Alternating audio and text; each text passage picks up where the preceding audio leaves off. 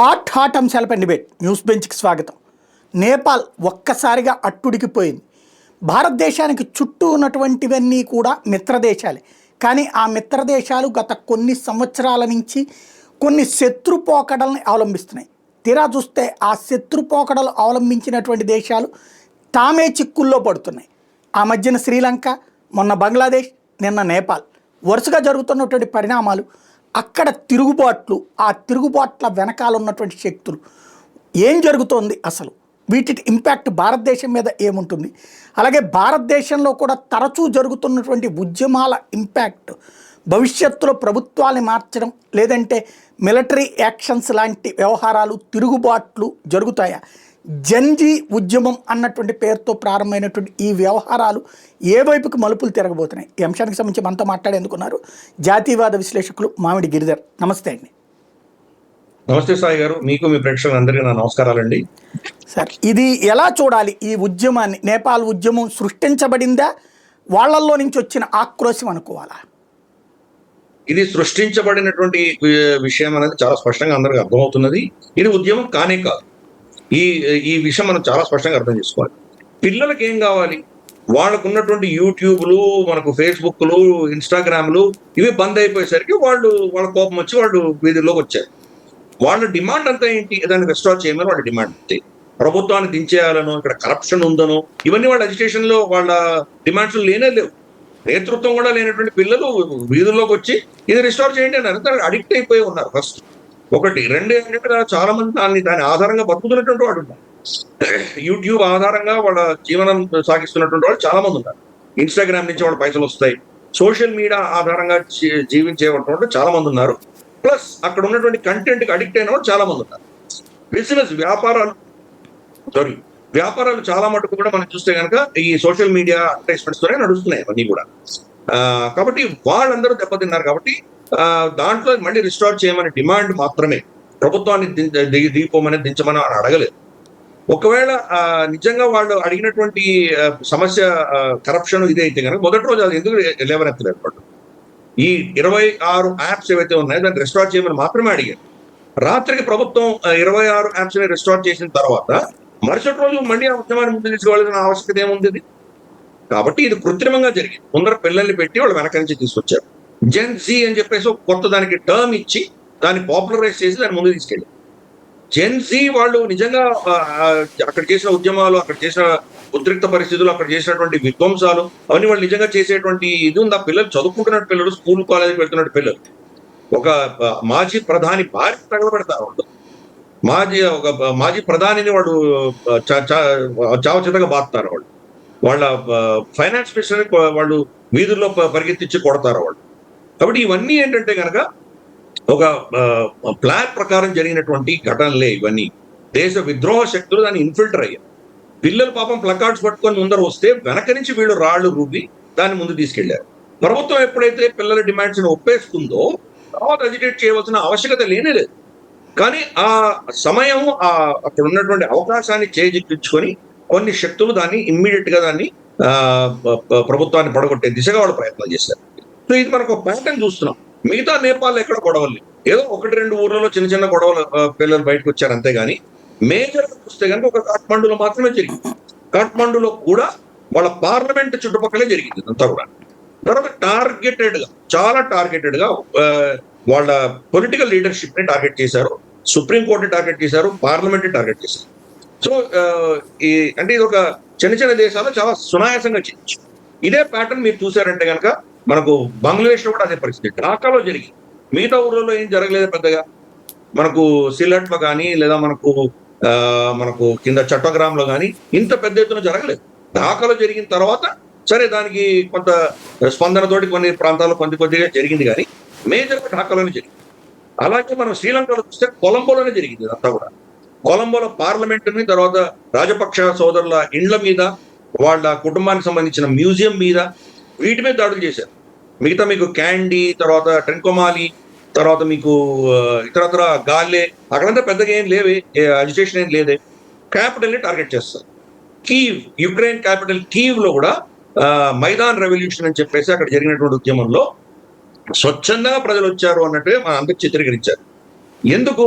అక్కడ ప్రజలచే ఎన్నుకోబడ్డటువంటి ప్రభుత్వం రష్యాకి దగ్గరగా ఉంది కాబట్టి దాన్ని తీసేసి వీళ్ళ వ్యక్తుల్ని పెట్టాలి కాబట్టి వాళ్ళు ఇది స్వచ్ఛందంగా జరిగిందని చెప్పినట్లు చెప్పి దాని వెనకాల రష్యా ఇంటెలిజెన్స్ చాలా పటిష్టంగా ఉంటుంది కాబట్టి ఎవరు దానికి ఇన్స్ట్రక్షన్స్ ఇస్తున్నారనే డొంక తీస్తే విక్టోరియా న్యూలాండ్ అని చెప్పేసి ఆవిడ రెజీమ్ చేంజ్ ఎక్స్పర్ట్.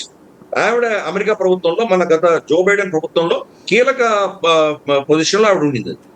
అంతకంటే ముందర ఒబామా ప్రభుత్వంలో కూడా ఉండింది. మనకు యుక్రెయిన్ లో జరిగినటువంటి సత్తా పరివర్తన ఏదో జరిగిందో అది ఆవిడే దానికి కారణం. ఇటువంటి వాళ్ళని డీప్ స్టేట్ తయారు చేసి పెట్టింది అక్కడ. విక్టోరియా న్యూలాండ్, తర్వాత డొనాల్డ్ లూ. మనం డొనాల్డ్ లూ పేరు ఎక్కడ విన్నాం? మనం ఇమ్రాన్ ఖాన్ తీసేసినప్పుడు విన్నాం. ఇమ్రాన్ ఖాన్ చెప్పింది కరెక్ట్. అమెరికా ఇమ్రాన్ ఖాన్ తీయదలుచు. అలాగే మనకు అఫ్రీన్ అఖ్తర్ అన్న ఆవిడ మనకు షేక్ హసీనాని తీసే దాంట్లో ఆ అమ్మాయి దాంట్లో ఇన్వాల్వ్ అయింది. సో వీళ్ళందరూ కూడా ఏంటంటే ఎవరో వెనకాల ఉన్నటువంటి శక్తుల ప్రేరణతో వీళ్ళు చేస్తుంటారు. నిజంగా బంగ్లాదేశ్ లో షేక్ హసీనాని తీస్తున్న విషయం జో బైడెన్ కూడా తెలిసి ఉండకపోవచ్చు. వాళ్ళ రాష్ట్రపతి కూడా తెలియదు. ఆయన అపస్మారక స్థితిలో ఉన్నాడు ఆయన. కాబట్టి ఇవన్నీ ఎవరో చేపిస్తున్నారు. ఇన్ఫాక్ట్ ఇప్పుడు మనకు తెలుస్తోంది ఆయనకు ఒక ఎలక్ట్రానిక్ పెన్ ఉంది. అంటే ఆయన పెట్టిన సంతకాలు కూడా జో బైడెన్ పెట్టినవి కాదు. దాన్ని ఎలక్ట్రానిక్ పెన్ వాడుకొని ఎవరు పెడుతున్నారు, వాళ్ళ ప్రభుత్వంలో ఎవరు చేస్తున్నారు ఎవరికి తెలియదు. కాబట్టి డీప్ స్టేట్ శక్తి ఏంటో చూస్తున్నాం. డొనాల్డ్ ట్రంప్ వచ్చిన తర్వాత డీప్ స్టేట్ ని నేను నాశనం చేస్తానన్నటువంటి వ్యక్తి ఆయన కంట్రోల్ లేకుండా జరిగింది. ఈ రోజు నేపాల్లో గొడవలు అవుతున్నాయి, పిల్లలు గొడవ పెడుతున్నారు అన్న విషయం ఈ రోజు డొనాల్డ్ ట్రంప్ ఏమైనా తెలుసా? ఆయన దాని మీద పెద్ద ఇంట్రెస్ట్ ఉందా? ఇది చిన్న దేశం, ఆయన పట్టించుకోడు. ఆయన ట్రేడ్ వార్ భారతదేశంతో, తర్వాత యుక్రెయిన్ రష్యా యుద్ధము, చైనా, దాంట్లో చాలా బిజీగా ఉన్నాడు. అంతకంటే ముఖ్యమైనది ఎప్స్టీన్ ఫైల్స్ అవి రిలీజ్ అవుతున్నాయి డొనాల్డ్ ట్రంప్ వ్యతిరేకంగా. అమెరికాలో చాలా ఎవిడెన్స్ అంతా డొనాల్డ్ ట్రంప్ కూడా ఇన్వాల్వ్ అయి ఉన్నారని బయటకు వస్తాం. దాంట్లో బిజీగా ఉన్నాడు. నేపాల్లో ఏం జరుగుతుంది ఆయనకి ఏం పట్టింది అది? కాబట్టి అక్కడ ఉన్నటువంటి దేశాధినేతకు అతీతంగా ఈ డీప్ స్టేట్ పనిచేస్తుంది. ఆ విషయం అర్థం చేసుకోవాలి. అక్కడ విధ్వంసం మనం చూసామంటే క్యాల్కులేటెడ్ గా అవన్నీ కూడాను సోషల్ మీడియాలో వెళ్ళి ఒక విధమైన అస్థిర వాతావరణం క్రియేట్ చేసి వాళ్ళ ప్రభుత్వాన్ని కూలగొట్టడం. దాంట్లో సైన్యాలు ఫెయిల్ అవుతాయి. మనకు బంగ్లాదేశ్ లో ఫెయిల్ అయింది, మనకు శ్రీలంకలో ఫెయిల్ అయింది, ఇప్పుడు నేపాల్లో కూడా ఫెయిల్ అయింది. కాబట్టి ఇవన్నీ కూడా ఏంటంటే ఒక క్యాల్కులేటెడ్ మెథడ్ లో జరుగుతాయి. టూల్ కిట్ ఆధారంగా జరుగుతాయి ఇవన్నీ కూడా. మీరు ఇందాక అన్నట్టు మన దేశంలో కూడా చాలా ప్రయత్నాలు జరిగినాయి కదా. షహీన్ బాగ్ సిఏ ఉద్యమాలు కావచ్చు, లేదా మనకు వ్యవసాయ చట్టాలకు వ్యతిరేకంగా జరిగినటువంటి ఉద్యమం కావచ్చు, ఇటువంటివి 3-4 మనకు మోదీ గారు వచ్చిన తర్వాత కూడా జరిగినాయి. కానీ మనం చాలా పెద్ద దేశం, మనం దాన్ని ఎలా హ్యాండిల్ చేయాలో మనకు తెలుసు కాబట్టి మనం దాన్ని ఎలాగో తట్టుకోగలిగాం.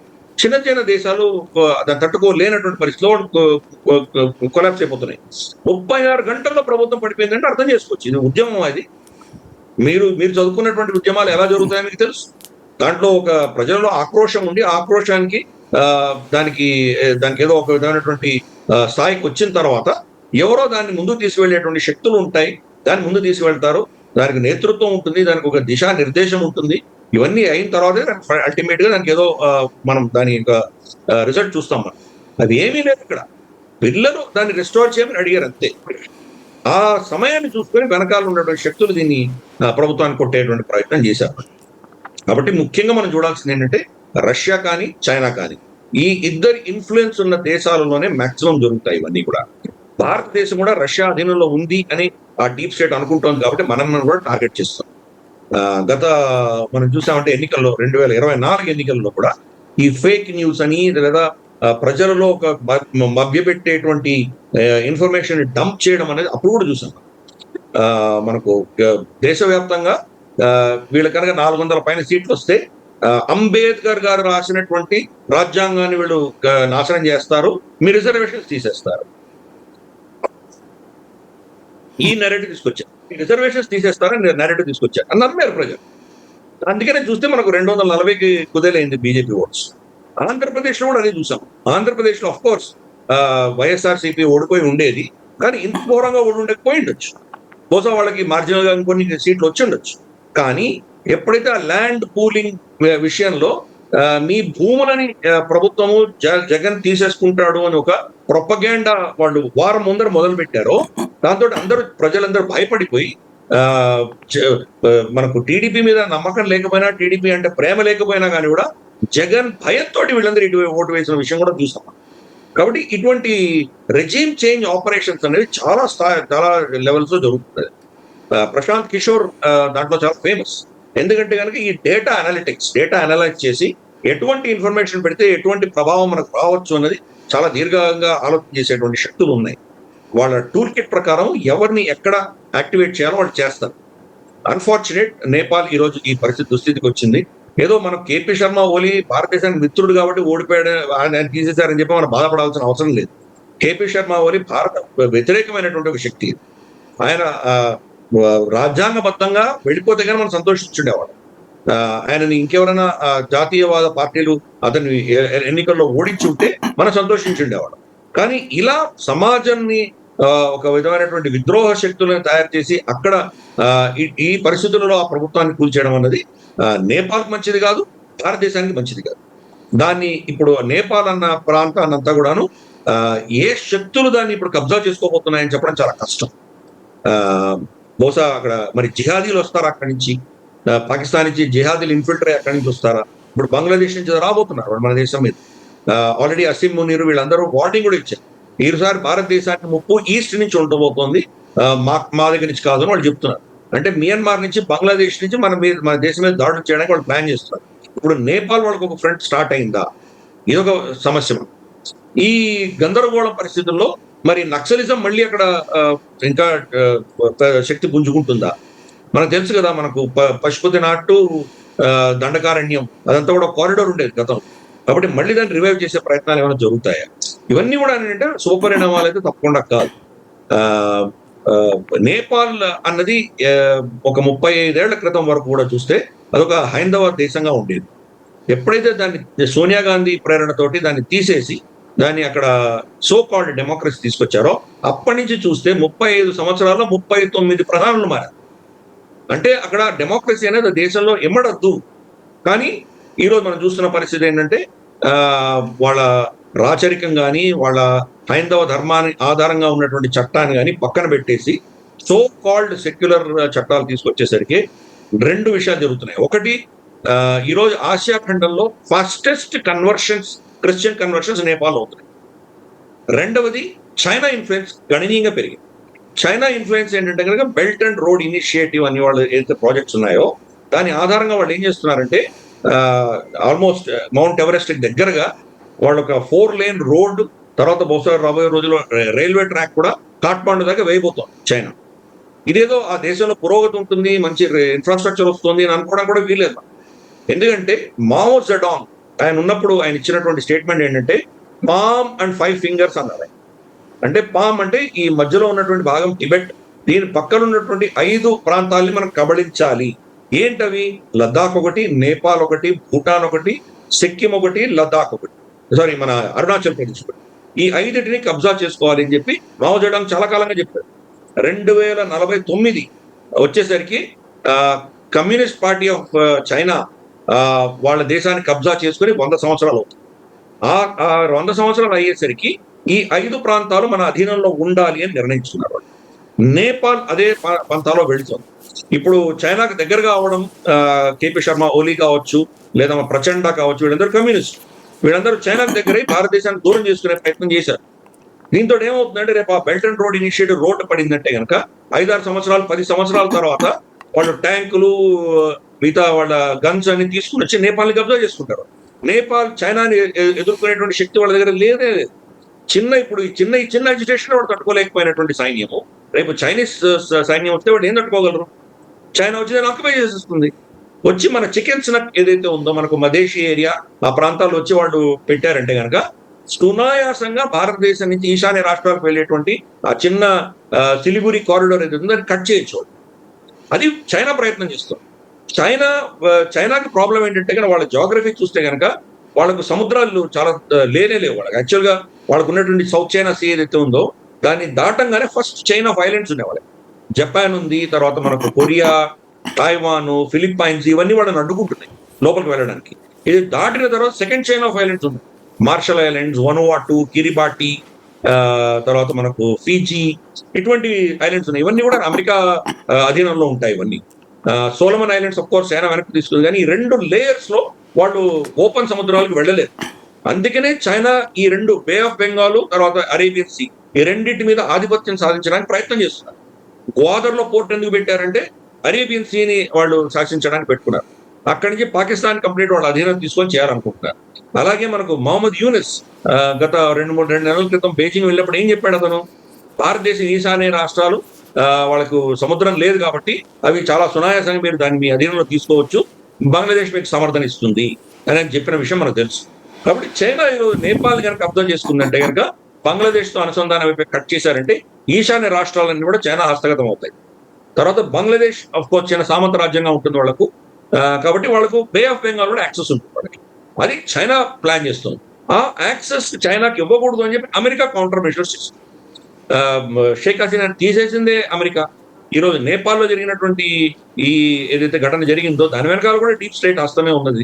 కాబట్టి ఇవన్నీ కూడా వాళ్ళిద్దరిలో మధ్య జరుగుతున్నటువంటి ఒక దీని ఏమంటారంటే కోల్డ్ వార్ అంటాం కదా, ఆ పంథాలు ఇవన్నీ జరుగుతున్నాయి. భారతదేశం పాకిస్తాన్ మన జరిగినటువంటి ఆపరేషన్ సింధూర్లో కూడా ఆ విధంగా చూడాలి. చైనా ప్రేరేపించింది. ఎందుకంటే 4 సంవత్సరాల వరకు అంతకంటే ముందర మనకు పాకిస్తాన్కి మన బార్డర్ ఘర్షణలు ఏమీ లేవు, సరిహద్దుల్లో ఎటువంటి కాల్పులు జరగలేదు. కానీ ఉన్నట్టుండి సడన్ గా పహల్గాం ఘటన ఎందుకు జరిగింది? దానికి ఎవరో చెప్తే చేశారు. పహల్గాం ఘటన చేస్తే భారతదేశ ప్రతిక్రియ ఉంటుందని పాకిస్తాన్కి తెలుసు కదా, పాకిస్తాన్ నష్టపోతుందని తెలుసు కదా, అయినా ఎందుకు చేశారు వాళ్ళు? అంటే ఎవరో చెప్పారు కాబట్టి చేశారు. చెప్పిన వాళ్ళకి లాభం ఏంటి?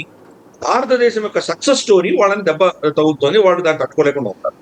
ఈ విషయం అర్థం చేసుకోవాలి. చైనా నుంచి చాలా కంపెనీలు వెళ్ళిపోతున్న కంపెనీలన్నీ కూడా క్రమేపీ భారతదేశానికి వస్తున్నాయి. ఎస్పెషల్లీ ఐఫోన్ చూసాము. ఐఫోన్ ఈరోజు మనకు అమెరికా కాకుండా ప్రపంచవ్యాప్తంగా మాక్సిమం ప్రొడక్షన్ ఈరోజు భారతదేశంలో ఉంది. భారతదేశం నుంచి ఇంపోర్ట్స్ పెరుగుతున్నాయి. అలాగే చాలా కంపెనీలు వచ్చేస్తున్నాయి అక్కడి నుంచి, చైనా నుంచి బయటకు వస్తున్నాయి. వచ్చినవన్నీ కూడా మన భారతదేశానికి వస్తున్నాయి. ఈ స్టోరీని ఆపాలి. కాబట్టి ఈ దేశంలో అస్థిరత ఉన్నది, ఇక్కడ రక్షణ లేదు అన్న ఒక నేరేటివ్ క్రియేట్ చేయాలి. కాబట్టి అసెంబ్లీని చైనా వాడుతుంది. చైనా హస్తగతం అవుతోంది అని తెలిసి అమెరికా వాళ్ళంత రాక్షసపు దేశమైనా కానీ కూడా, క్రూరాతి క్రూరంగా వాళ్ళు ఈ టెర్రరిజాన్ని వాడుకుంటున్నా కానీ కూడా, అమెరికాని గతంలో ఒసామా బిన్ లాదెన్ విషయంలో మోసం చేసినటువంటి దేశమైనా కానీ కూడా, భారతదేశం అమెరికాకి మిత్ర దేశమైనటువంటి పరిస్థితి అయినా కానీ కూడా అసెంబ్లీని పిలిచి విందు చేయించడంలో అర్థం ఏంటి? అంటే చైనా ఇన్ఫ్లుయెన్స్ తగ్గించడానికి కూడా అమెరికా ప్రయత్నం చేస్తుంది. సడన్ గా వాళ్ళకి ఇన్వెస్ట్మెంట్స్ పెట్టడము, వాళ్ళకు ఏదో అక్కడ బలూచిస్తాన్ లో ఉన్నటువంటి ఖనిజాలకు మేము ఇన్వెస్ట్మెంట్స్ పెడతాం అనడం, అమెరికా చైనాని దూరం పెట్టే ప్రయత్నం చేస్తుంది. సో ఆపరేషన్ సింధూర్లో కూడా మనల్ని పాకిస్తాన్ మన మధ్యలో ఈ ఘర్షణకి కారణం మళ్ళీ చైనా అమెరికా యుద్ధమే. అలాగే వెస్టర్న్ వాళ్ళకు ఉన్నటువంటి అస్త్రాలు, తర్వాత మనకు చైనా అస్త్రాలు, ఈ రెండింటి మధ్యలో ఘర్షణ. రఫైల్ కొట్టామని వాళ్ళు ఎంత నెరేటివ్ తీసుకొచ్చారు. ఎందుకంటే వెస్టర్న్ ఆయుధాల కంటే మాకు చాలా గొప్పవి చైనా నేరేటివ్ ముందు తీసుకెళ్ళింది. ఇది అమెరికాకి ఏంటంటే అది తప్పు అని చెప్పడానికి కూడా వాళ్ళకి ఎందుకు వాళ్ళు తటస్థపడుతున్నారంటే, వాళ్ళు ఎందుకు దాన్ని ఆగుతున్నారంటే, చైనా యొక్క శక్తిని ఓడించింది వెస్టర్న్ శక్తి, వెస్టర్న్ దేశాల నుంచి వచ్చినటువంటి అస్త్రాలు కాదు, రష్యా నుంచి వచ్చినటువంటి అస్త్రాలు. కాబట్టి రష్యాని పొగిడినట్టు అవుతుంది కదా, అందుకని వాళ్ళు ఊరికేనే ఉన్నారు అక్కడ. సో ఇదంతా కూడా ఆ యాంగిల్లో చూడాలి. డైరెక్ట్ గా జరిగిన ఘటనని అలాగే చూసి దాన్ని ఏదో పైన పెరిఫరల్ గా దాన్ని హెడ్లైన్స్ చదివినట్టు చదివితే కనుక దాని లోతుగా ఉన్నటువంటి సమస్యలకు మనకు దానికి సంబంధించిన విషయాలు మనకు అర్థమే కావు. వెనకాల లోపల డొంక తీస్తే కనుక ఇవన్నీ బయటపడతాయి. కాబట్టి ఇవన్నీ కూడా డీప్ స్టేట్ యొక్క కార్యక్రమాలే కానీ అంతకుమించి ఏమీ లేదు. రేపు ఈ కొన్ని ఇప్పుడు ఫర్ ఇన్స్టెన్స్ బీహార్ ఎన్నికల్లో ఆల్రెడీ మనం ఏం జరుగుతుందో చూస్తున్నాము. అలాగే మన దేశంలో కూడా ఇటువంటివి చాలా జరగబోతున్నాయి. రేపు కనుక ఫైనల్ గా భారతదేశం అమెరికా ఏదో ఒప్పందం చేసుకున్నాయంటే ట్రేడ్ డీల్ అన్నప్పుడు ఇచ్చిపుచ్చుకోవడాలు ఉంటాయి. కొంత మనం తగ్గాల్సి వస్తుంది, కొంత వాడు తగ్గాల్సి వస్తుంది. ఎక్కడో మధ్యస్థంగా దాన్ని ఒక విధమైనటువంటి ఒప్పందం చేసుకుంటాం. దాంట్లో కొన్ని వ్యవసాయానికి సంబంధించిన కొన్ని మనం ఓపెన్ అప్ చేయాల్సి వస్తుంది. ఫర్ ఇన్స్టెన్స్ సోయాబీన్ ఆయిల్, లేకపోతే వాళ్ళ డ్రై ఫ్రూట్స్, వాళ్ళకు బాదాం లాంటివో, ఇటువంటివన్నీ కూడా కొంత మనం ట్యాక్స్ లేకుండా మనం ఇంపోర్ట్ చేసుకునేటువంటి పరిస్థితులు రావనే మళ్ళీ రైతు ఉద్యమాలు ఇవన్నీ తీసుకొచ్చి ప్రభుత్వానికి వ్యతిరేకంగా ఇది అమ్ముడుపోయిన ప్రభుత్వం అని, సరెండర్ మోదీ అని, ఇటువంటివన్నీ తీసుకొచ్చే ప్రయత్నాలు చేస్తున్నారు. దానికి టూల్ కిట్స్ అన్ని తయారై ఉన్నాయి. ఆల్రెడీ మనం చూస్తే కనుక కాంగ్రెస్ పార్టీకి చైనీస్ కమ్యూనిస్ట్ పార్టీ తోటి ఎంఓయూ సంతకమైన విషయం మీకు తెలుసు, నాకు తెలుసు, అందరికీ తెలుసు. ప్లస్ రాహుల్ గాంధీ పర్యటన అంతా కూడా వెళ్తే అక్కడ జార్జ్ సోరోస్ కుమారుణ్ణి 2 రోజుల క్రితం కలిసి వచ్చాడు మలేషియాలో, లంకావీలో. అలెక్స్ సోరోస్ ని కలిసి వచ్చాడు ఆయన, రాహుల్ గాంధీ. అలాగే మనకు అమెరికాకు వెళ్తే కనుక శామ్ పిట్రోడా, తర్వాత సునీత విశ్వనాథ్, వీళ్ళందరూ కూడాను డీప్ స్టేట్, జార్జ్ సోరోస్ కి సంబంధించినటువంటి ఫండింగ్ సంబంధించినటువంటి వ్యక్తులు. మొత్తం ఏం చేయాలో స్కెచ్ చేసి ఇస్తారు. రాగానే ఆ స్కెచ్ కంప్లీట్ గా ఇక్కడ మనకు ముందుకు వెళ్తుంది. ఫర్ ఇన్స్టెన్స్ ఎన్నికలప్పుడు ఓబీసీలని, మనకు రిజర్వేషన్ సంబంధించిన ఓబీసీ యాంగిల్ చాలా ముందు తీసుకొచ్చాడు. ఇప్పుడు దాని గురించి ఎందుకు మాట్లాడట్లేదు అంటే అది అయిపోయింది, వేరే టూల్ కిట్ ఇచ్చేసారు దానికి. కాబట్టి ప్రతిసారి కొత్త టూల్ కిట్ వస్తుంది. ఆ టూల్ కిట్ ఆధారంగానే ఇక్కడ ఆపోజిషన్ పార్టీస్ కూడా ప్రవర్తిస్తూ ఉంటాయి. కాబట్టి ఇది ఒక పెద్ద చెస్ గేమ్. ఇది ప్రపంచవ్యాప్తంగా ఈ డీప్ స్టేట్ ఆడుతున్నటువంటి నాటకము. ఆ దృష్టిలో మనం దీనంతా అర్థం చేసుకోవాలి. ఇప్పుడు ఈ నేపాల్లో జరిగినటువంటి ఈ పరిణామం అంటే ఈ 3 చోట్ల కూడా జరిగింది ఏంటంటే మిలిటరీ సీరియస్ అవడం. ఈ మిలిటరీని అంటే మిలిటరీ అక్కడ ఉన్నటువంటి ప్రభుత్వాన్ని గద్దె దిగమని చెప్పి వాళ్లే చెప్పడం. ముందేమో వాళ్ళు ప్రభుత్వం తరపున యాజిటేటర్స్ మీద దాడి చేస్తారు, ఆ తర్వాత యాజిటేటర్స్ పక్షాన వీళ్ళు నిలబడి ప్రభుత్వాలను పక్కకి వెళ్ళిపోమంటున్నారు. వీళ్ళ వెనకాల వాళ్ళ ఓన్ ఉద్దేశమా, లేకపోతే వీళ్ళలో ఎవరైనా నడిపిస్తున్నారు అనుకోవాలి, డీప్ స్టేట్ కానీ చైనా కానీ? వాళ్ళకి ఇన్స్ట్రక్షన్స్ వస్తాయి, ఎక్కడ రావాలో అక్కడి నుంచి ఇన్స్ట్రక్షన్స్ వస్తాయి. మొదటి రోజు ప్రభుత్వం చెప్పిన మాట వింటారు, మొదటి రోజు 2 రోజుల్లో వాళ్ళు ప్రభుత్వం చెప్పిన మాటలు వింటారు. షేక్ హసీనా చెప్పిన ఆర్డర్స్ ప్రకారం వాళ్ళు ఫైరింగ్ చేశారు. 2 రోజులు అవ్వగానే వాళ్ళకి ఎక్కడి నుంచి ఫోన్ కాల్స్ వస్తాయి, మీరు ఆపండి, మీరు ఈ విషయంలో మీరు జోక్యం చేసుకోకండి అని ఇన్స్ట్రక్షన్స్ వస్తాయి. వాళ్ళు కానీ ఇన్స్ట్రక్షన్స్ పాటించకపోతే వాళ్ళకి ప్రాణాలకే ముప్పు వచ్చేటువంటి పరిస్థితులు వస్తాయి. కాబట్టి ఇవంతా వాళ్ళు మేనేజ్ చేస్తారు. వాళ్ళకి ఎలా, అందుకనే దీంట్లో మీరు ఈ అన్ని ఘటనల్లో మీరు చూసారంటే శ్రీలంక కావచ్చు, బంగ్లాదేశ్ కావచ్చు, నేపాల్ కావచ్చు, ఆర్ ఈవెన్ ఇందాక చెప్పినట్టు యుక్రెయిన్ కావచ్చు, ఎక్కడా కూడా నేతృత్వం కనిపించింది. ఎవరు లీడర్స్ లేరు. అయినా ఇంత ఎత్తున ఎలా జరిగింది అది? ఎవరైనా పటిష్టమైన నేత ఉన్నాడు, అతను వెళ్ళి ఉద్యమం చేస్తున్నాడు, గాంధీ లాంటి వ్యక్తి వెళ్ళాడంటే అతని వెనకాల ప్రజలందరూ కదిలానంటే నమ్మొచ్చు. ఇక్కడ ఎవరు నేతృత్వమే లేదు, పార్టీ లేదు, ఎవరు లేరు, ఎన్జిఓ లేరు, ఎవరు లేరు. కానీ ప్రభుత్వం పడిపోయింది. అంటే ఏంటి అర్థం? ఎక్కడి నుంచి ఏం ఇన్స్ట్రక్షన్స్ వెళ్ళాలో వెళ్తాయి. వాళ్ళ ఆర్మీ చీఫ్ కి, మనకు బంగ్లాదేశ్ ఆర్మీ చీఫ్ కి స్పెషల్ గా ఒక ఇన్స్ట్రక్షన్స్ వెళ్ళినాయి, మీరు జోక్యం చేసుకోకండి అని. అనగానే అతను ఫైరింగ్ ఆపంగానే ఇంకా షేక్ హసీనా పని అయిపోయింది. ఒకటే అష్యూరెన్స్ ఏమి ఇచ్చారంటే, నీ ప్రాణానికి హాని కలగకుండా మేము చూస్తాము అని చెప్పి హెలికాప్టర్ ఎక్కించి వాళ్ళ బంగ్లాదేశ్ ఎయిర్ స్పేస్ దాటేంత వరకు ఆగి తర్వాత వాళ్ళు అనౌన్స్ చేసింది, ఆవిడ రిజైన్ చేసింది. సో అదే పరిస్థితి మనకు కేపీ శర్మ ఓలీతో కూడా అదే జరిగింది. ఆయన హెలికాప్టర్లో వెళ్ళిపోయిన తర్వాత ఆయన రిజైన్ చేసినట్టు అనౌన్స్ చేశారు. సో ఇవన్నీ కూడా ఏంటంటే కంప్లీట్ ఏమి అసలు కామా ఫుల్ స్టాప్ కూడా తేడా లేకుండా 3 ప్రాంతాల్లో ఇదే జరిగింది. హెలికాప్టర్లో వాళ్ళు వెళ్ళిపోవడము, సైన్యం వాళ్ళకి సమర్థనగా ఫస్ట్ లో ఇనిషియల్ గా సమర్థించినా కానీ తర్వాత సమర్థన విత్డ్రా చేసుకోవడము, నేతృత్వం లేకుండా అజిటేషన్స్ జరగడము, అసలైన కారణం ఒకటి ఉంటే దాన్ని పక్కన పెట్టేసి ప్రభుత్వాన్ని మార్చే దిశగా ఆ ఉద్యమాలు వెళ్ళడము. ఈవెన్ బంగ్లాదేశ్ చూస్తే కనుక రిజర్వేషన్ తగ్గించమని అడిగారు కానీ షేక్ హసీనా తీయమని అడగలేదా వాళ్ళు? కానీ కాబట్టి నిజమైనటువంటి ఆ సమాజంలో ఉన్నటువంటి సమస్యలకు ఉద్యమాలు జరిగితే కనుక ఆ ఉద్యమాలని హైజాక్ చేసి ప్రభుత్వ మార్పిడి తీసుకొచ్చే దిశగా ఇవన్నీ కూడా టూల్ కిట్ నడుస్తుంది. ఆ టూల్ కిట్ లో భాగంగానే సైన్యానికి కూడా ఇన్స్ట్రక్షన్స్ వెళ్తాయి. వాళ్ళు కూడా ఆఖరికి చేతులు ఎత్తేసినటువంటి పరిస్థితి. అన్ఫార్చునేట్ భారతదేశంలో అది అంత చేయలేకపోతున్నారు. చాలా పెద్ద దేశం, అమెరికాకు 5 రెట్ల పెద్ద దేశం ఉంది. వైశాల్యంలో కూడా మనం అమెరికాలో కనీసం సగం పైనే ఉన్నాం మనం. కాబట్టి ఇటువంటి ఇంత పెద్ద దేశాన్ని చేయాలంటే చాలా ఎఫర్ట్స్ పెట్టాలి వాళ్ళు, చాలా కష్టపడాలి వాళ్ళు. పైపెచ్చు మనకు క్రమేపీ మనకు ఒక విధమైనటువంటి జాతీయ దృక్పథం ప్రజల్లో పెరుగుతోంది. మన దేశము, మన సంస్కృతి అన్నటువంటి ఒక భావజాలం పెరుగుతోంది. కాబట్టి ఇది వాళ్ళకి ఇంకా ఇబ్బందికరమైనటువంటి పరిస్థితులు వాళ్ళకి వస్తున్నాయి. కానీ ఊరికేం లేరు వాళ్ళు. మన దేశంలో కూడా ఇటువంటి విచ్ఛిన్నకరమైన శక్తులు చాలా యాక్టివ్ గా పార్టిసిపేట్ చేస్తున్నారు వాళ్ళు. మన దేశంలో కూడా ఇటువంటి ఫాల్స్ ఉద్యమాలు అన్నవి రాబోయే రోజుల్లో ఇంకా ఉధృతంగా మనం చూడబోతున్నాం. కాబట్టి మన ఆర్మీ అన్ఫార్చునేట్లీ వాళ్ళ మాట వినేటువంటి ఆర్మీ కాదు. కాబట్టి బహుశా ఆర్మీని ఇన్ఫ్లుయెన్స్ చేయడం చాలా కష్టము. ఇది చిన్న చిన్న దేశాల్లో ఆర్మీకి ఇన్స్ట్రక్షన్స్ వెళ్ళిందంటే వాళ్ళు ఏం చేయలేనటువంటి పరిస్థితి. అంటే ఈ సగం ప్రభుత్వాలు అంటే బలమైన నాయకుడు లేని ప్రభుత్వాలు, అక్కడ వీళ్ళేమో ఎన్నికవుతున్న వాళ్ళు భారీ మెజార్టీతో అవుతున్నారు. ఈవెన్ శ్రీలంకలో చూసినా, మన బంగ్లాదేశ్లో చూసినా, నిన్న నేపాల్లో చూసినా భారీ విజయాలే సాధించారు. అంత విజయం సాధించిన వాళ్ళు ఎందుకు నిలబడి మేము చెప్పినట్టు నడవండి అని మిలిటరీని కానీ వీళ్ళని కానీ ఎందుకు కంట్రోల్ చేయలేకపోతున్నారు? వాళ్ళ చేతిలో లేదు. అదే చెప్తున్నా, 36 గంటల్లో ఎలా కంట్రోల్ చేయగలరు? 36 గంటల్లో దిగిపోయాడు. అంతేకాదు ఆయన 24 గంటలు తిరగకుండానే పిల్లలు అడిగినటువంటి డిమాండ్ నేను ఒప్పేసుకున్నాడు ఆయన. సరే నేను రిస్టోర్ చేస్తున్నాను అన్నాడు ఆయన. ఫేస్బుక్, ఇన్స్టాగ్రాము, మనకు ట్విట్టర్, ఇవన్నీ కూడా వాట్సాప్ ఇవన్నీ వచ్చేసినాయి వాళ్ళకి. అయినా కానీ ఉద్యమం ఎలా వెళ్ళింది? ఆయన చేతిలో లేదు. ఈ శక్తులు వెనక నుంచి చేస్తున్నాయి. కాబట్టి అన్ని ఎన్నుకోబడ్డటువంటి ప్రభుత్వాలే. మరి రాజపక్ష సోదరులు కావచ్చు, షేక్ హసీనా కావచ్చు, లేదా కేపీ శర్మ ఓలీ కావచ్చు. అఫ్ కోర్స్ కేపీ శర్మ ఓలీ కోalition లో ఉన్నాడు ఆయన. పూర్తి మెజారిటీ దానికి లేదు. అది షేక్ హసీనా, రాజపక్ష సోదరులు వాళ్ళకి కంప్లీట్ మెజారిటీ ఉంది, అయినా తీసేస్తారు. అదే పరిస్థితి యుక్రెయిన్ లో కూడా. యుక్రెయిన్ ప్రభుత్వం కూడా ప్రజలచే ఎన్నుకోబడ్డటువంటి మెజారిటీ పార్టీ, మెజారిటీ ఉన్నటువంటి ప్రెసిడెంట్ ని తీసేసి అస్సలు ప్రజాదరణ లేనటువంటి వ్యక్తిని తీసుకొచ్చి కూర్చోబెట్టారు కదా. సో డెమోక్రసీ గురించి లెక్చర్ ఇచ్చేటువంటి ఈ పాశ్చాత్య దేశాలు అంతకంటే ద్వంద్వ వైఖరి ఇంకోటి ఉండదు. వాళ్ళకి అబ్సల్యూట్ హిపోక్రాట్స్ వాళ్ళు. డెమోక్రసీ, వాళ్ళు పెట్టిన డెమోక్రసీని వాళ్ళే నమ్మరు. ఈ రోజు పరిస్థితి ఏంటంటే, ఈ రోజు మొత్తం పాశ్చాత్య ప్రపంచంలో డెమోక్రసీ క్షీణిస్తాం. డెమోక్రసీ అన్న పదం వాళ్ళు తీసుకొచ్చారు, దాన్ని మనం భుజాన్ని వేసుకొని మనం వెళ్తున్నాం. డెమోక్రసీ డెమోక్రసీ అని మనం వస్తున్నాం. అంటే లిబరలిజం అని ఇటువంటి కొత్త కొత్త పదాలన్నీ వాటి మన ఎత్తినేస్తే దాన్ని మోస్తున్నాం మనం. కమ్యూనిజం, ఇవన్నీ కూడా వాళ్ళు ఇచ్చిన పదాలు, మనవి కానీ కావాలి. ఈ రోజు చూస్తే డెమోక్రసీ వాళ్ళ పరిభాషలో వాళ్ళు చెప్పేటువంటి డెమోక్రసీని కంప్లీట్ గా సక్సెస్ చేసింది భారతదేశం. వాళ్ళ దేశాల్లో డెమోక్రసీ మొత్తం ఫెయిల్ అవుతుంది. అమెరికాలో చూస్తే ఈ రోజు పరిస్థితి ఏంటి?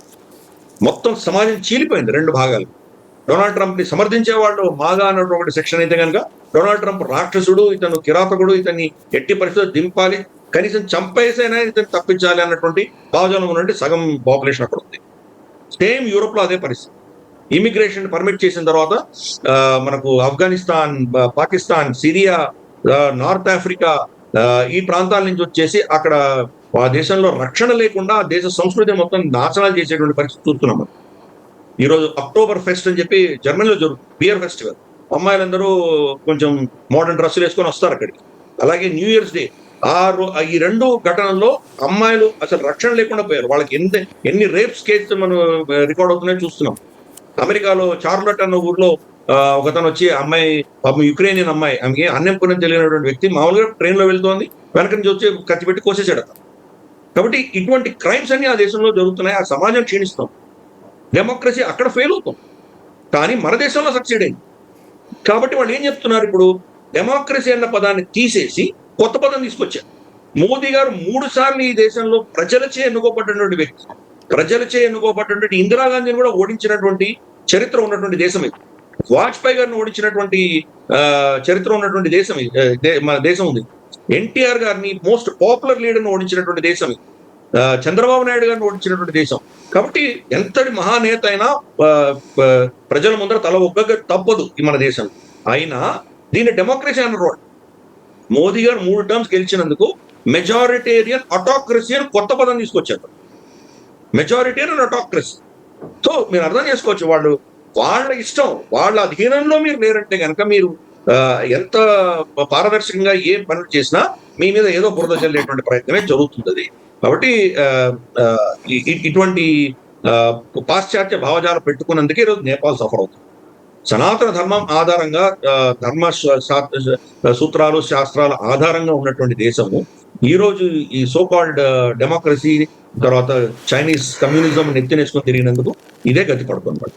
సమాజంలో నైతిక విలువలు, భయం అన్నది పోయింది. వీరేంద్ర విక్రమ్ షా దేవ్ ఆయన కుటుంబాన్ని చంపేసిన తర్వాత ప్రజలు మొత్తం దేశం అందరూ గుండు కొట్టించున్నారు. వాళ్ళ సొంత ఇంట్లో తండ్రి చనిపోయినంత బాధపడ్డారు.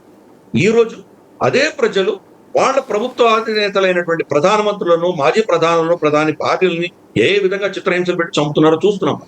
నైతిక విలువలు, ధార్మికమైనటువంటి విలువలు కంప్లీట్ గా సర్వనాశనం అవుతున్నాయి ఈ పాశ్చాత్య భావజాలను నెత్తిన మోసినందుకు. ఈరోజు నేపాల్ అంతకంటే పెద్ద ఉదాహరణ మనకు కనిపించింది. అదే మనం శ్రీలంకలో చూసాం, మన అదే పరిస్థితి మనం ఇక్కడ కూడా చూసాం, మనం బంగ్లాదేశ్ లో కూడా చూసాం. కాబట్టి వాళ్ళ డీప్ స్టేట్ యొక్క అజెండా ఆధారంగానే ఇవన్నీ జరుగుతున్నాయని అర్థిస్తున్నాం. భారతదేశంలో రేపు బీహార్ ఎన్నికల తర్వాత ప్రభుత్వం కూలిపోతుంది అన్నటువంటి మల్లికార్జున్ ఖర్గే కావచ్చు, త్వరలోనే భారతదేశంలో రెజ్యూమ్ చేంజ్ తప్పదు అన్నటువంటి మరికొన్ని అంతర్జాతీయ మీడియా హెచ్చరికలు కావచ్చు. ఇప్పుడు ఈ జరుగుతున్నటువంటి ఈ పరిణామాలు, మధ్యలో వస్తున్నటువంటి ఉద్యమాలు అకస్మాత్తుగా ఇవి మనకి కూడా థ్రెట్ రాబోతున్నాయా? తప్పకుండా ఉంది మన దేశం మీద థ్రెట్. ఇందాక చెప్పాను కదా, గత 11 ఏళ్లుగా ఆల్రెడీ 3-4 దఫాలుగా వీళ్ళు ప్రయత్నాలు చేసి చూశారు. సిఏఏ ఉద్యమం తీసుకుందాం. సిఏఏ చట్టం అనేది భారత పౌరుడికి ఒక్క పౌరుడికి కూడా వర్తించదు. మన చుట్టుపక్కల ఉన్న ఇస్లామిక్ దేశాల్లో రక్షణ లేనటువంటి మైనారిటీలు 2014 డిసెంబర్ 31 కంటే ముందర మన దేశానికి వచ్చినటువంటి వాళ్ళకి మాత్రమే వర్తిస్తుంది. ఈ రోజు అక్కడి నుంచి వచ్చిన మైనారిటీలకు అది వర్తించదు. విదేశీయులకు మాత్రమే వర్తించేటువంటి చట్టాన్ని తీసుకొని దేశవ్యాప్తంగా ఎంతటి అల్లర్లు చేశారో, ఎంత విధ్వంసం జరిగిందో మనం చూసాం. అంటే అది కూడా రెజ్యూమ్ చేంజ్కి సంబంధించినటువంటి ప్రయత్నమే జరిగింది అప్పుడు కూడా. కానీ మనం తట్టుకోగలిగాం. ఇంకా రాబోయే రోజుల్లో ఇటువంటి ఇంకా చేయబోతున్నాం. రాహుల్ గాంధీ రీసెంట్గా ఒక స్టేట్మెంట్ ఇచ్చాడు. అంటే నేపాల్లో ఘటన జరిగేదానికంటే ముందరే నేపాల్లో ఏ ఘటనలు ఎలా జరిగాయో ఎగ్జాక్ట్ గా అదే వర్ణించి చెప్పాడు రాహుల్. నరేంద్ర మోదీ, నువ్వు ఇంటి నుంచి బయటికి రాలేవు, నువ్వు తలదాచుకోవడానికి నీకు ఏ దేశం దొరకదు, ఆ పరిస్థితి రాబోతోంది, యువకులకు నువ్వు ఉద్యోగాలు ఇవ్వట్లేదు కాబట్టి. యువకులు ఉద్యోగాలు ఇవ్వట్లేదు అన్నది నెపం, దానికి సంబంధమే లేదు. కానీ స్టేట్మెంట్ ఇచ్చాడు. మొత్తం ప్రపంచంలో ఫాస్టెస్ట్ గ్రోయింగ్ ఎకానమీ భారతదేశం. మన 7.8% లాస్ట్ క్వార్టర్ మన గ్రోత్. మనం ప్రపంచంలోనే 3వ స్థానం 4వ స్థానం అన్నింటిలో ఉంటున్నాం. యూనికార్న్స్ లో కానీ, కార్ సేల్స్ లో కానీ, ప్రొడక్షన్ లో కానీ, సెల్ ఫోన్స్ లో కానీ, దేంట్లో చూసినా మనం ముందంజలో ఉన్నాం. అయినా ఈ ఒక నెపం, ఒక పనికిమాలినటువంటి ఒక ఫాల్స్ నేరేటివ్ తీసుకొచ్చి యువకులకు ఉద్యోగాలు నువ్వు ఇవ్వట్లేదు కాబట్టి మీ ఇంటి ముందు ధర్నా చేసి నేను ఇంటి నుంచి కదలనివ్వం మేము, నువ్వు అక్కడ నీకు తలదాచుకోవడానికి ప్లేస్ ఉండకుండా చేయబోతున్నామని రాహుల్ గాంధీ ఆల్రెడీ స్టేట్మెంట్ ఇచ్చాడు. అంటే ఎగ్జాక్ట్ గా అదే నేపాల్లో జరిగింది. ఈ టూల్ కిట్ అనేది భారతదేశంలో కూడా తయారు చేస్తున్నారు. కాబట్టి నెక్స్ట్ ఢిల్లీ బేస్డ్ గా పెద్ద పెద్ద అజిటేషన్ చేయడానికి సిద్ధపడుతున్నారు. ఢిల్లీని చక్కా జామ్ చేసి ఆల్రెడీ 2 సార్లు చేశారు. ఒకటి షహీన్ బాగ్ లో సక్సెస్ సాధించారు. రెండవది ఈ రైతుల ఉద్యమంలో ఢిల్లీకి వెళ్ళేటువంటి హైవేస్ రహదారులన్నీ కట్టడి చేసి వాళ్ళు ఆల్రెడీ సాధించారు. 2 సార్లు చేశారు. కాబట్టి వాళ్ళకి తెలుసు ఎలా చేయాలి, ఢిల్లీని మనం టార్గెట్ చేస్తే ప్రభుత్వాలు ఎలా స్పందిస్తాయని వాళ్ళకి తెలుసు. 2 అంశాలు కూడా చూస్తే కనుక, మొదటిది మనకు రైతు ఉద్యమాలకు సంబంధించి ప్రభుత్వం తల వంగేసి కంప్లీట్ గా సరెండర్ అయిపోయి దాన్ని విత్డ్రా చేస్తుంది ప్రభుత్వం. రెండవది షహీన్ బాగ్ లో అన్ఫార్చునేట్ అప్పుడు మనకు కరోనా వచ్చింది కాబట్టి వాళ్ళు వెళ్ళిపోవాల్సి వచ్చింది. ప్రభుత్వం దాని గురించి ప్రభుత్వం సక్సెస్ ఏం కాదు, కరోనా సక్సెస్ కింద మనం భావించాలి. కాబట్టి వాళ్ళకి ఆల్రెడీ తెలుసు ప్రభుత్వాన్ని వాళ్ళు కార్నర్ చేసి వాళ్ళని ఇబ్బంది పెట్టేటువంటి పరిస్థితులు ఎక్కడ ఉంటాయో తెలుసు. మిగతా రైతు ఉద్యమం చూస్తే కనుక మనకు తెలంగాణలో ఉందా, ఆంధ్రాలో ఉందా, ఎక్కడైనా మీరు విశాఖపట్నం, గుంటూరు, మనకు సస్యశ్యామలమైనటువంటి మన గోదావరి జిల్లాలో, కృష్ణా జిల్లాలో ఏమైనా మీకు అజిటేషన్ చూసారా మీరు? అలాగే మనం కావేరీ డెల్టా ఇక్కడ దక్షిణ భారతదేశంలో కానీ, లేదా మనకు ఒడిస్సాలో కానీ, బంగాల్లో కానీ, ఈవెన్ ఆపోజిషన్ రూల్ బంగాల్లో కానీ ఎక్కడ చూసినా కానీ రైతులు ఏం ఆయన ఉన్నారే ఆ చట్టాల వల్ల. ఎవరు కూడా అజిటేట్ చేయలేదు. ఒక్క పంజాబ్కి సంబంధించిన వాడు, పంజాబ్ హర్యానాకు సంబంధించిన వాడు ఢిల్లీని ముట్టడి చేసేసరికి ప్రభుత్వం లొంగిపోయిన విషయం మనం చూసాం కదా. మరి ఇంత శక్తి ఉన్నటువంటి ప్రభుత్వం కూడా లొంగిపోయింది కదా. కాబట్టి వాళ్ళ దగ్గర ఆ బలం ఉన్నది. వాళ్ళు ఎక్కడ టార్గెట్ చేయాలో అక్కడ టార్గెట్ చేస్తారు. దానికి విపరీతమైన ఇంటర్నేషనల్ కవరేజ్ ఇస్తారు. సింగర్, ప్రపంచ విఖ్యాత సింగర్ రిహాన్నా దానికి ట్వీట్ చేస్తారు. రిహాన్నాకి దానికి కొన్ని మిలియన్స్ ఆఫ్ డాలర్స్ ఇచ్చారు ఆవిడకి ఆ ట్వీట్ చేయమని. ఆవిడకి దానికి సంబంధమే ఉంది. ఆవిడకి అక్కడ ఏం జరుగుతుందో, రైతుల పరిస్థితి ఏంటో, వాళ్ళ పరిష్కారాలు ఏంటో, వాళ్ళ సమస్యలు ఏంటో ఏమీ తెలియనటువంటి వ్యక్తి ట్వీట్ చేసి. కాబట్టి ఇన్ఫ్లుయెన్సర్స్ పెట్టి వాళ్ళు ఈ ఉద్యమాన్ని పెద్ద ఎత్తున దానికి నిప్పు రగిలించేటువంటి పరిస్థితులు రాబోతున్నాయి. ముందు కూడా జరగబోతాయి. మన దేశం మీద ఇటువంటివి జరిగి తీరుతాయి. ప్రజలు అప్రమత్తంగా ఉంటారు. ప్రజలు కనుక ఈ ప్రలోభాలకు లోబడితే కనుక పరిణామాలు ఎవరికి బాగుండవు. ఈరోజు నేపాల్ పరిస్థితి మనం చూస్తున్నాం. భారతదేశంలో జరగదు అని ఎవరు చెప్పలేరు. దాని ఇటువంటి విషయాలు జరగకుండా ఉండాలంటే 2 విషయాలు. ఒకటి, ఇక్కడ ప్రజలలో చైతన్యం ఉండాలి. మన దేశం మీద గౌరవం, మన సంస్కృతి మీద గౌరవం అన్నది ఉండాలి. అది మొదటి. రెండవది, ఇటువంటి సమస్యలు వచ్చినప్పుడు ఈ ఫాల్స్ ప్రొపగాండాను నమ్మకుండా దాన్ని కౌంటర్ చేయలేని శక్తి సమాజంలో ఉండాలి. ఈ 2 లేకపోతే కనుక ఇక్కడ కూడా ఇబ్బందులు వచ్చేటువంటి ప్రమాదం ఉంది. ఈవెన్ మోదీ గారు ఉన్నప్పుడు కూడా 2-3 ఘటనలు చూసాం. అందుకని దీన్ని రూల్ అవుట్ చేయడానికి వీల్లేదు. పెద్ద బిగ్ డేటా అని చెప్పేసి సమాజంలో ఉన్నటువంటి ఆలోచనలు ఎలా ఉన్నాయి, వీళ్ళ దేని ఎమోషన్స్ ని ఎలా మనం వాడుకోవాలనేది పెద్ద రీసెర్చ్ జరుగుతుంది. నేను నా కెరియర్లో గూగుల్లో పనిచేశాను. గూగుల్ భారతదేశానికి వచ్చినప్పుడు దానికి మొట్టమొదటి head of finance and accounts నేనే. మొత్తం ఇక్కడ ఉన్నటువంటి ఆఫీసులు సెటప్ చేసింది నేనే. నాకు అంతర్గతంగా వాళ్ళు జరిగేటువంటి చాలా విషయాలు తెలుసు. ఒక విషయం చెప్తాను, అక్కడ ఈ కోడింగ్ చేసేటువంటి సాఫ్ట్వేర్ ఇంజనీర్ల కంటే కూడా సైకాలజిస్ట్కి ఎక్కువ పైసలు ఇస్తారు వాళ్ళు. మాస్ సైకాలజీ సమాజంలో ఉన్నటువంటి సైకాలజీ ఎలా పనిచేస్తుంది అని చెప్పగలిగినటువంటి నిష్ణాతుల నిపుణులకు ఎక్కువ పైసలు, వాళ్ళ జీతం ఎక్కువ వెళ్తుంది.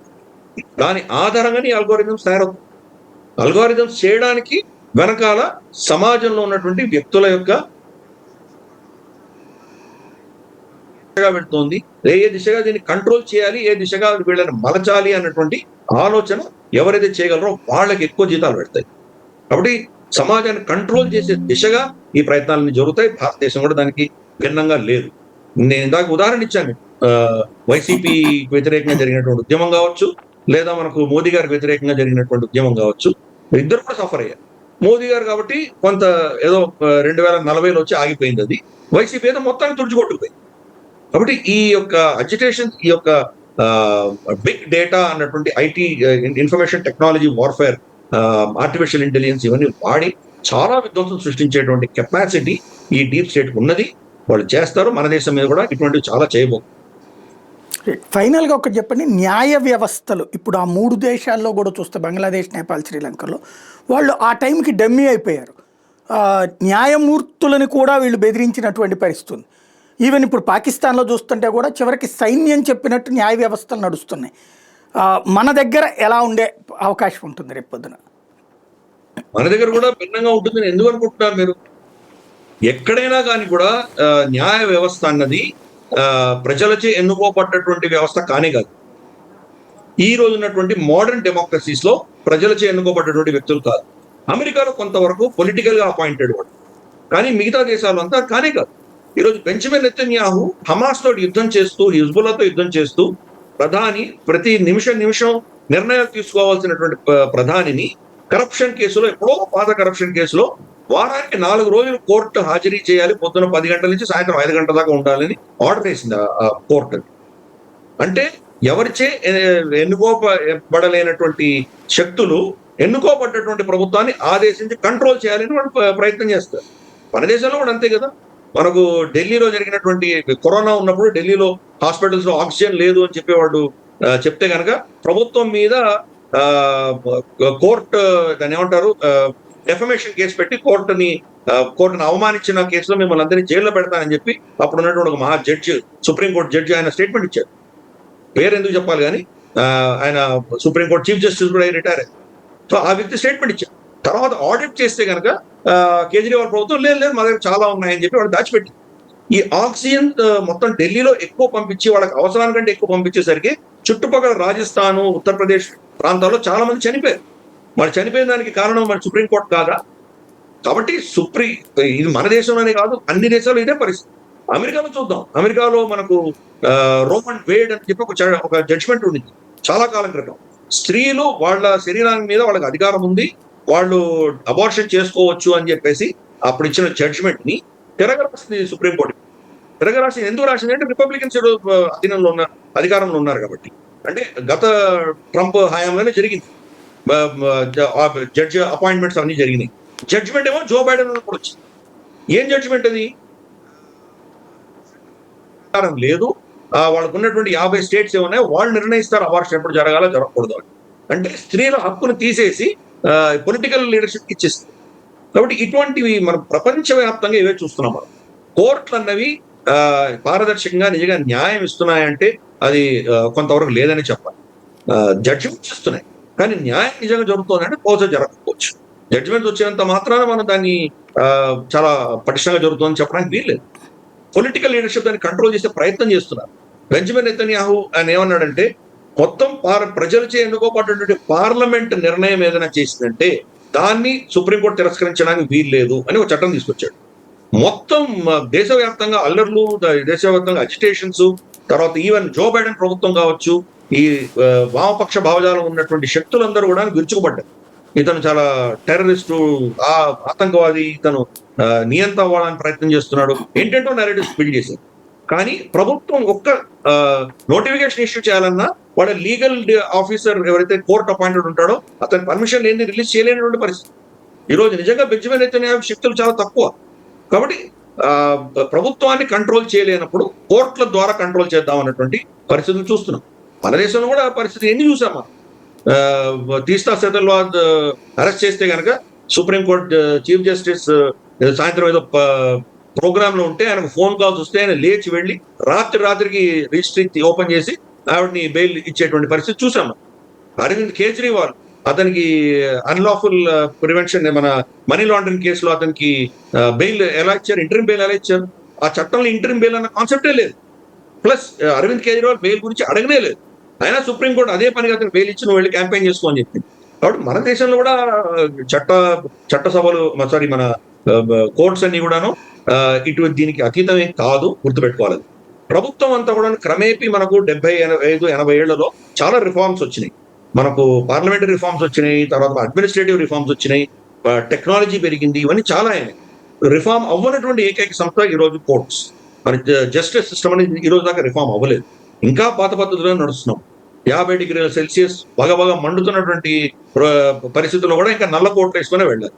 నల్ల కోట్లు కూడా బ్రిటిష్ వాళ్ళు చేశారు. దాన్ని ఇప్పుడు మనం ఎందుకు ఫాలో అవ్వాలి? దానికి ఇప్పటికి కూడా మనటి దాకా కూడా మై లార్డ్స్ అని పిలవాలి. ఇప్పుడు కూడా పిలుస్తున్నారు.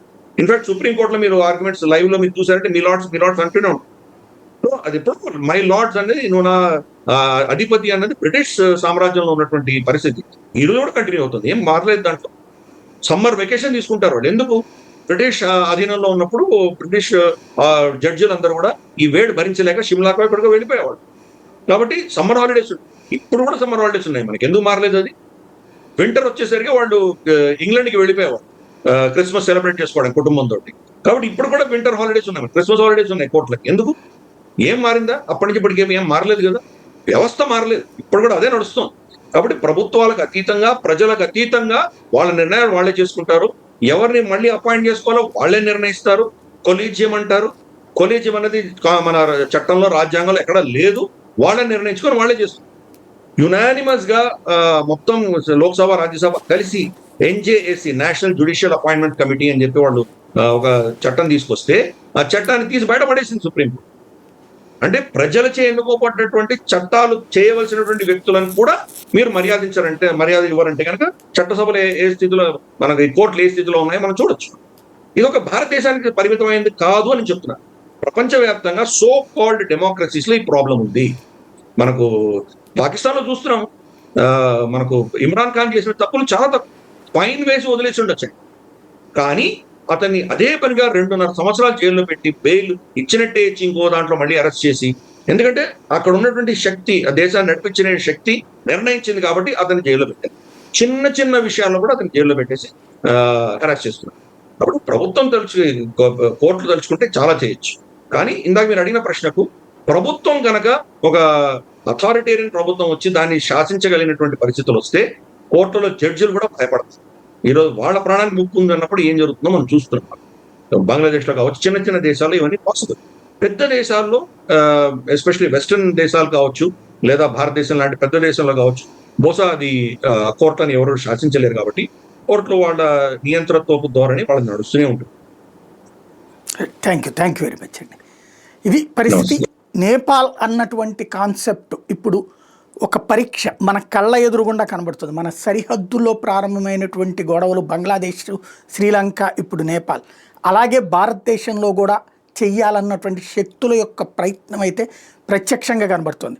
భారతీయులు ఏకంగా ఐక్యంగా ఉండి ఇలాంటి శక్తుల పట్ల అప్రమత్తతగా లేకపోతే ప్రమాదం.